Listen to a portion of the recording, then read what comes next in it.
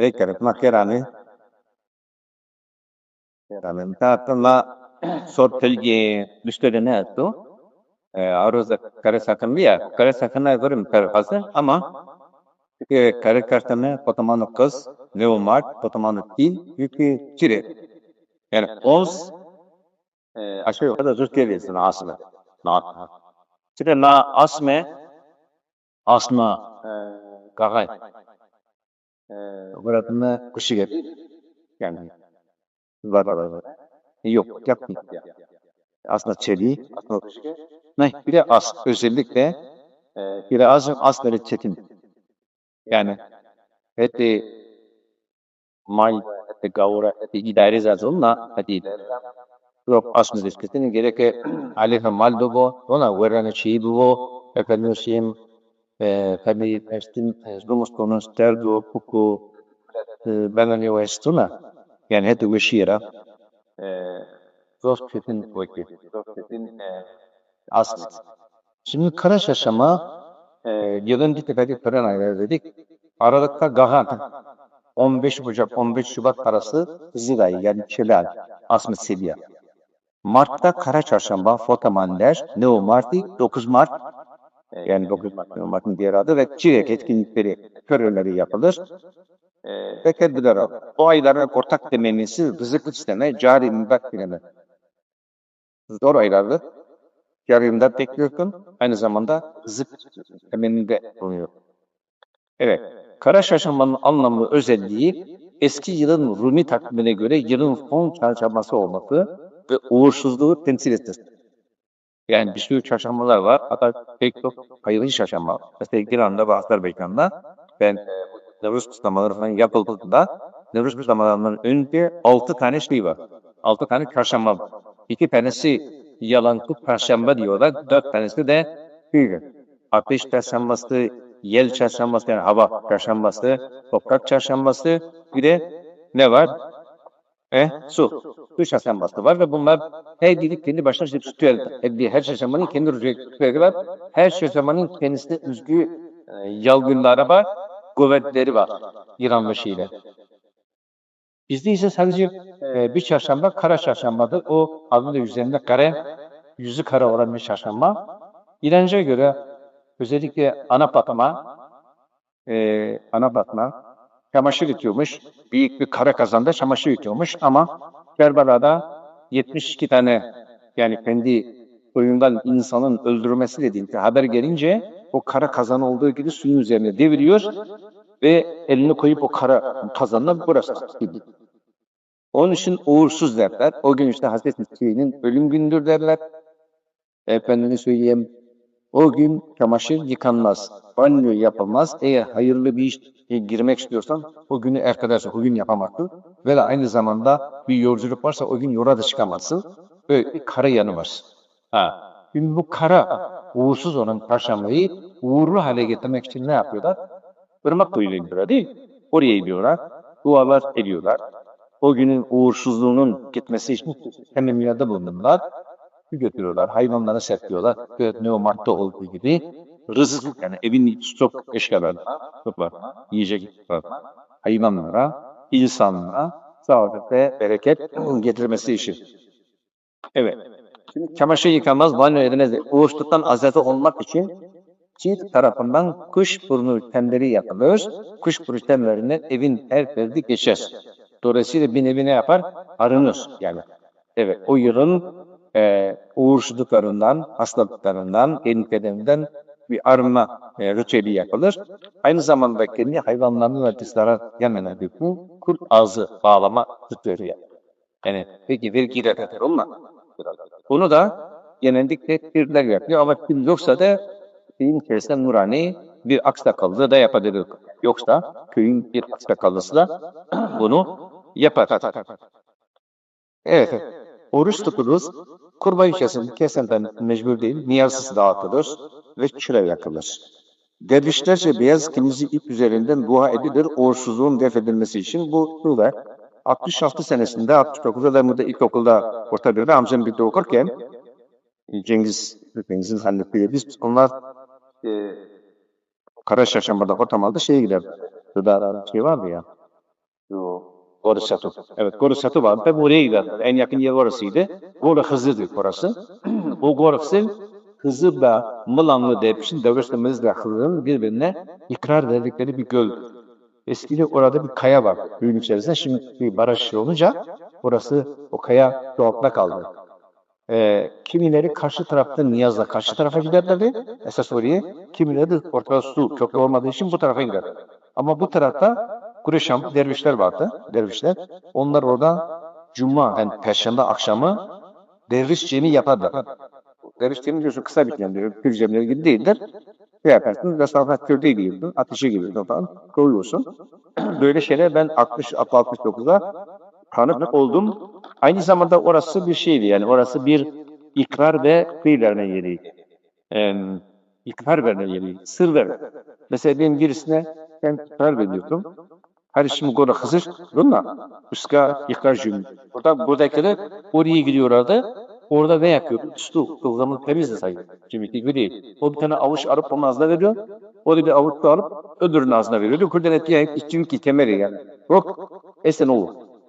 Anca beraber, kanca beraber kan şeklinde birbirlerine ikrar vermek yeriydi. Şimdi uğursuzluk sembolü kara şaşambayı tarifleyen ve yeren inançsal mani şöyle bizde. Bana kare seslerini ve sarsamora zavk, yani zavk. Sarsamora bir zav uğraşav. Hızır sarsamona dinu ana Fatma da rışav. Rışav maddest niyaz o kırvanu silav nefes devresura laos turus sıkada ede Diwau minete kada basara gadi giradav. Bir daha okuyayım yoksa Türkçesini söyleyeyim. Bak. Vane kare serseme ortas tarsamura cav. Sarsamo da dierizao uğraşav. Huzire sarsamını binu ana Fatma da rışav. Maddesti niyazu kurbanum silahu. Nefesi devresura lau suru sitana ede diwau duadı. Duavu minete kerde basara gadi giradav. Kara taşamanın basireti bağlanır. Diyorlar kara çarşamba, çarşambalardan ayrıdır. Rızasız ve kara bir çarşambadır. Diğer çarşamba ve ana Fatma'nın huzurunda yüzü kara ve kuş var. Elimizde niyaz, kurban ve kira, dervişlerin nefesiyle kırmızı beyaz ras ipte dua ve minnet dediği ki onun basındaki bağlanır. Derviş, beyazla kırmızı ibadet ya, lagek, dua ve o. Bugün andığımız kara çarşamba mekanı olan Borisep'in bitik hikayesi şöyle. Hızır ile Mılanlı dervişin birbirlerine ikrar verme mekanıdır. 66-69 yıllarında dervişler cem yaparlardı. Sır ve ikrar verilen mekandır. Ant içme, su içme, görete sembolü çakıl atma, ikrar, sır verme, yemin içme ile ilgili inançlar mani şöyledir. Bunu oraya göre şey yapmışım ama Guatemala ikrare eliyor. Sıre hızre kalu onda hak veriyor. Kaleyi terk edi, terudavuğa asmara. Kadar veriyor. Aranızda ayının ikrarı, bilge Hızır'ın sırrı var. Tanrı adına yemin içmiştir. İkrar verince derelerde sular, gökte güneş donamaz. Bu kadar önemli. Hani var ya, Pastor Bonnie Klaymen'in söz düşünü var ya, falan.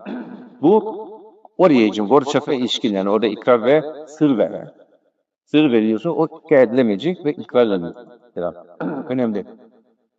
Bu görev başında Perşembe akşamları tutulan derviş yerinde icra ettiler Hızır samaklarından bir pasaj.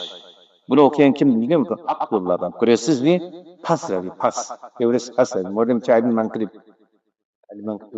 Evet. O zaman Türkçe dahi şey okuyorlar. Samak dönmüyor ama samak ezgisinden bir şey aklına kalan şuydu.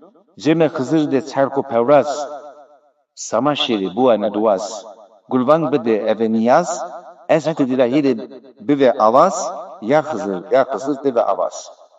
Hızır ceminde pervaz edelim. Samak dönün duaz edelim. Gülvan şekin niyaz edelim. Aşk-ı ilahi avaz edelim. ya kızları, ya kızları avaz eder. Bu oradaki o gölbaşı.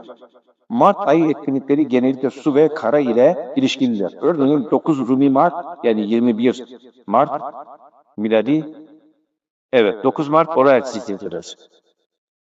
Rumi takvime göre. Yılın eskimesi ve yenilenmesi ekinoksta olup gece ile gündüzün eşitliğidir. O gün yılda iki tane ekinoks vardır. Bir tane yaz ekinoksu, bir tane bahar ekinoksu var. Yani sonbahar ve ilkbahar ekinoksu var. Pardon. Sonbahar ve ilkbahar. Her 6 ayda değil, yılda 2 sefer gece ile gündüz eşitlenir. Gece ile gündüzün eşitlendiği günlerden bir tanesi 20 Mart'tır. Ve 20 Mart inancına göre Hz. Ali doğum günüdür. Dünyaya gelmiştir. O toprağın atasıdır ve tohumun atasıdır.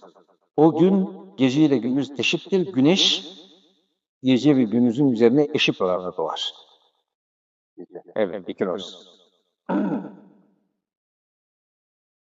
21 Mart erken saatte su başına gidilir. Alınan temiz su evvelki kişilere, hayvanlara ve gıda stoklarına serpilir. Sağlık, şifa, bolluk, bereket beklenir. Kaynaktan su alındığında günün kutsal melaikesine hitaben şu rızık ve temenni duası okunur. Şimdi biz Neomart diyoruz ama Neomart ile Otoman kız arasında 2 gün fark var. Hatta 1 gün fark var. Onu anlatacağım. Şimdi Hotamal'la Neomart ve Hotamal'dan bahsedeceğim. Hotamal, 2 tane Hotamal var. Aynı zaman 3 de derler. Bir tanesi 7 Rumi 7 Mart'ta, öbürü ise 17 Mart'ta. Arada bir takımlar arası 13 bin fark vardı. Yani birisi 20 Mart'ta denk geliyor. Hotaman 9. Hotaman 9 da 30 Mart'ta denk geliyor. Otomanlar ne yapılır? Otomanlar mezar ziyaretleri yapılır. Mesela bizim Arave köyünden Davorizo. Kıdı Gomezimi'nin bende bir kayığı var. Eski bir kayık. Diyor ki var o. Otomanlar Çağı mezelan. Hotaman namı çağı mezelan. Yani Hotaman geldiği zaman mezar ziyaretleri yapıyor. O çiğnedikten ayrı sonbaharda ölülerin hayrına, ruhuna değil mi? Çiğnedi verilir. Ama Mart'ta böyle bir mezar ziyareti de var. Ben doktora çalışması yaparken tabii bu İran'ın Azerbaycan'a çok gittim. 6 kez gittim İran'a. Azerbaycan'a çok gittim. Oradan tam 20 Mart günü Çeşme'de herkes böyle mezarını ziyaret ediyordu. Kimisini çiçek yapıyor, kimisini yiyecek yapan diyorlardı. Oluk biliyor musun? Ben Bakü'de gittim mesela bir mezarlığa. Bir vitin alanı. O kadar herkes o büyük mezarlıklara gidiyor. Köylü olsun, şehirli olsun. Orada dua okuyorlar. Ondan sonra oturuyorlar, bir şeyler yiyorlar, bir şeyler bırakıyorlar. Öyle bir ziyarete katıldım. Yani İran Azerilerinde, Kuzey Azerbaycan'da, İran'ın da bizde böyle bir adet var. Ama şu anda biraz silikleşmiş değil mi? Yani 20 Mart'ta girmiyorlar. Bu gelenekten koptuk. Evet. Şimdi bu Neomart zaten 9 Mart demektir. Bu bizim dışımızda da yer Anadolu'da Mart 9'u diye geçer. Mart 9. Neomart 9. Neomart'ta 12-13 gün yüklediğin zaman ne yapıyor? Yeni bir vuruyor. Mesela senin karşında orada bakın bir şey var. Orada bir tane manisi var. Servene neviye, servene huviye. Davru ber yanırsızde dinabene neviye. Yılın biri eskir, yılın biri yenilenir. Bütün ağaçlar, cümle ağaçlar secdeye gelir ve dünya yeşillenir.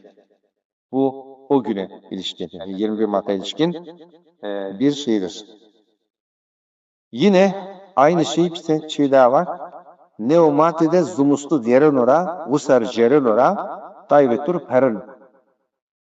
Yeni yılda kış geçer gider, ilkbahar geri döner ve cümle kuşlar bekler, gider.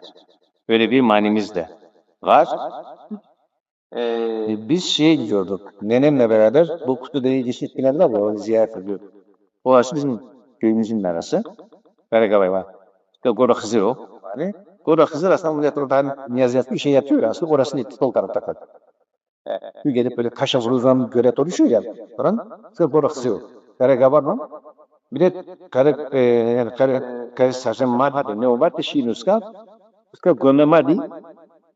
Hemen mecde ponsimetre. Mesela Mart neo Mart de diye kablo es usten hevna usten hava vuzu şimdi öpat şimdi gora hızı makavti derdeni vatano vanata mor manaunu tayri duri o sönim yakata şimdi o yeme biz burasını riskete ho male ho nefsi ho daha diyor mu yani kayıplı dediğimiz börteböcek kuş onu kirletmeden o suyun temizliğine adık yıkıp evin içerisindeki garajlıklarına, hayvanlara ve insanlara ses ettiği sadık yaptın, spike bereket yapıyorsun. Evet bu yapıyordu. O zaman şöyle bir şey okudum nenen. Bu şeyleri getiriyor. Güneş doğasında da getiriyor. Geçti güneş doğasını inleyenemden vermiştim. Ya melakete seva esbuene. Bıski hura avizdir mutane. Peru, Tiran, Berge, Yavan. Dima hona malaka. Ey bu gecenin kutsal meleğesi. Rızkından önce cümle ademe, kapı komşuma, yabandaki aşk kullar. En sonda biz aşar. Bahar ekinoktu gece ve gündüzün eşitlenmesi olan evet Mart'tan bahsettik. Şimdi Hotomalı kız böyle 7 Rumi şeyde Hotomalı kız tabi 20'ye geliyor. Hotomalı kız da hani Rojan süre funa bina har Hotomalı kız da vejina. Yani 20 Mart'ta kızgın saç toş yerin altına giriyor. 10 gün sonra zaten aralarında bir 10 gün fark var Hotomalı 30'unda. O 10 gün günün içerisinde kızgın saç toprağa ısıtılıyor ve toprağın üstteki kar giriyor, yağmur yağıyor, ağaçlar yeşeriyor ve böyle bir inanç var. Öz kunabine hal. Bunun tabi bu eski yer altına giren tanrılar var diyor. Sonbahara göre kışın çıkar da ya, ilkbahara çıkar da ya. Biraz sanki onlara bir şey var. Bir o ilişkisi varmış gibi de. Mart'ın bitiminde Tire'de ona girmeden ve yine benim kitabının yazdığım sahiler var biliyorsunuz. Birinci Dünya Harbi'nde Ruslar tarafından öldürüldü. Orada aşk kınamın birinde diyor ki Erevan'ı, Kıvaran bana. Now, Kotamal Nava Abuban, vakti dakhtı muradını vano, hakkı dakhtı muradını vano, ben dakhtı muradını tükre kayıyor. Orada da demek ki anlaşılıyor ki aynı zamanda Bahtı Murat zamanıdır. Yani Bahtı Murat isteniyor çünkü yılın yani takvim döngüsüne baktığımız zaman yılın en güzel değil. Yani sonbahar değil mi? Ekinoksunda tabiat ölüyor yavaş yavaş. Orada kapanıyor, kışı gidiyor. Ama ilkbaharda ise bütün o şeyler, zorluklar, çekinler, şunlardan geçiyor. Ve bahar geliyor, toprak canlanıyor, çimleniyor, rızk ve bereket veriyor. Tarım, hayvanlar gölleniyor değil mi? Hayvanlar çoğalıyor aynı zamanda. Böyle bir mevsim olduğu için de son derece önemli bir mevsim. Şimdi Mart'ın bitiminde Pire fırtınası vardır biliyorsunuz. Uğursuz bir fırtınadır bu. Pire bir kadındır. Onun işte gidikleri var yani. Keçi yavruları falan var. Bunları tabii besliyor, saklıyor. Mart çıkarıyor. O fırtına geçtikten sonra aha diyor. Benim diyor hayvanlarım kurtuldu var lan. Geskana kına şey yok bu. Mart'ı. Sekana bakıyor bana. Karışık. Ama aksine üç gibi böyle doğdu topuna yavrum göz göze demez çeşinlikte gidenin şeyleri ölüyor. Gidikleri ölüyor. Sekana? Ha deyince. Filolojiya martıra Hebrews insana deyince pardon. Filada Filips'ka deyince demek deme ya. Evet. Yani demek 3 Nisan geçmeden bahar gelmiş sayılmaz. Biliyor musun? Niye? İnsanlar şeye göre yapıyor. Yani bu hesaba göre hem kendisi için hem hayvanlar için yiyecek bırakıyor. Alefefil, saman bırakıyor, ot bırakıyor, şu bir yapıyor, evde ne yapıyor, un bırakıyor değil mi? Başka yiyecekler falan bırakıyor. Yılların deneyimi de tabii bu. Bunlar deneyimlenmiş şu an şeydi ki aslında eski hesap, Rumi hesap çok daha doğru olan bir hesaptı. Yani takvim hesabı diyebiliriz. O Rumi, güneş ışığı takvimine de denk geliyor. Ama Julius takvi tamamen Hristiyan azizlerin adına yapılan bir takvim olduğu için yani yılın döngüsünü tam net olarak taşıtıyor. Evet. Karşılanıyor. Evet. Şimdi bu iyi gelince de arkadaşlar bu mesela Nevruz değil mi? Bizde Nevruz sözlüğü yok dersinde. Ne deriz? Neumart. 20 Mart'ta Neumart. Ama şimdi Kürtler ne diyor? Dersal. Değil mi? Kürtler ne diyor? Nevruz diyor. Türklerde çok değişiklikler var. Mesela kimisi diyorlar ki Mart 9'u. Kimileri diyor ki Zazalar korumuş diyor Diyarbakır çevresinde. Amasya'da ve Çorum bölgesinde top cemi derler. 20 Mart geldiği zaman top cemi zamanı. Öbür tarafta der ki çiçek var onu böyle gezdim biraz şu bu. Ezerbahar hatta. Ezerbahar derler mesela Çorum Morum taraflarında. Kimi yerde tahtacılar ise 9 Mart'tır. Biz de 9 Mart diyoruz ya. 9 Mart'ta da böyle değişik falan. Yani Nevruz'u mesela kesin bilmiyor. 9 Mart der. Ezelbahar der. Top cemi der. Bir yanına der. Şimdi tabii orada ben bunu Antalya'da bu Nevruz üzerine doktoramı yaptığım için çok şey topladım yani. Epey gezdim, epey literatür, epey aran çalışması yaptım. Mesela Antalya'ya gittim, Aydın'a gittim. Bektaşların cemlerinde bulundum. Gizi'de gittim. Efendime söyleyeyim Bulgaristan'da Haskova ve Kızıl Orman bölgelerinde de derlemeler yaptım. İran'da İşastya'da yaptım. Çok şey derlerdim. Doktora çalışmasını tabii 250 sayfayla sınırlı olduğu için 250 sayfalık tek yazdım. Ancak yani damla yazsam o dosyada halen duruyor. Kaçtır yani İran'da ben 60 bin euro harcadım. O doktora bir şey 60 bin euro harcadım. Niye? Hep akademisyenleri tuttum. Siz başkalarına kaynak yapıp çevirin. Rusça böyle çevirin tamam mı? Siz oradan çevirin. Çevirdiler abi. Dosya o şeylerin hepsi duruyor. Yani kitap yazsan 1000 sayfa çıkar. 5 sayfa cilt çıkar. O kadar materyal var. Nevruz'a dayı. Nevruz'a dayı ne yapar mesela? Ezgili yaşasın. Farsların governmentleri var. Farsların Azerbaycan yavruları var. Türkçe'de halaylar var. Ama şunu açık söyleyeyim arkadaşlar. Nevruz konusunda yani edebi ve müzikal açıda en zayıf olan Türklerdir. Türklerdir. Benim durumundayım. Niye? Yani mesela Alevilerin, bak divan edebiyatında var sıkıntı yoktu. Baki'nin, Nefi'nin var ya Nevruziyeleri var. Mesela Küsran Abdal'ın Nevruz şeyi var. Nevruznameleri var. Hatay'ın var. Aynı zamanda Nesimi'nin bahariyeleri var. Hinde bahariyeleri var. Nesimi, Hatay'ın da bahariyeleri var. Giden Alevi'deki eşitlerin dedelerinin döndüğü Nevruz samatları var. Nevruz samatları. Yani bu konuda literatürde genellikle Türkmen Alevileri, İran, İç Asya Türkleri bu konuda çok zengin. Çok materyal var. Mesela şimdi Kürtlere dersler verir. Doğru. Dersler verir. Ama Kürtlere dair, Nevruz'a dair mesela bir ezgi var, govek var. Şimdi şu anda biliyorsun Mikingler'de okuyor ya, dönüyor söylüyor. Bunların 30-40 yıl içerisinde yaptığım besledim.